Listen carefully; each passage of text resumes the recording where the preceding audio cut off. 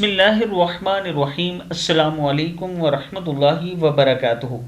عابد راضی چینل کی طرف سے آج میں اپنے دوستوں کو رسول اللہ صلی اللہ علیہ وآلہ وسلم کا ایک بہت ہی پیارا فرمان بتاؤں گا۔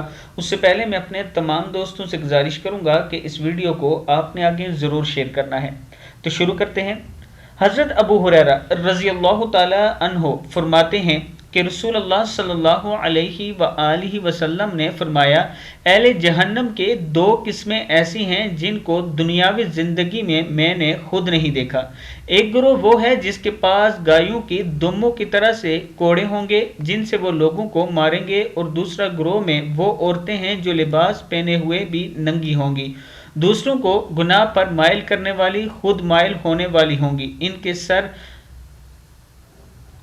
بخت کی اونٹنیوں کے ایک طرف جھکے ہوئے کوہانوں جیسے ہوں گے۔ یہ عورتیں جنت میں داخل ہوں گی، نہ اس کی خوشبو سونگھ سکے گی، حالانکہ اس کی خوشبو اتنے لمبے فاصلے سے محسوس ہوتی ہوگی۔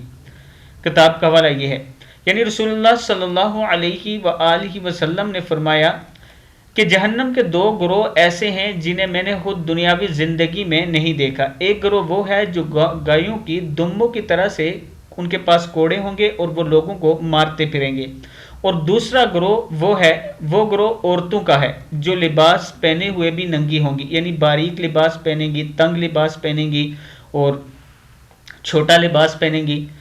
تو ایسی عورتوں کے لیے فرمایا کہ یہ خود بھی گناہ کر رہی ہیں اور دوسروں کو بھی مائل کر رہی ہیں گناہ پر، اور بالوں کا ایسا سٹائل بنائیں گی جیسے اونٹ کے اوپر جو کوہان ہوتی ہے اس طرح کا سٹائل بنائیں گی۔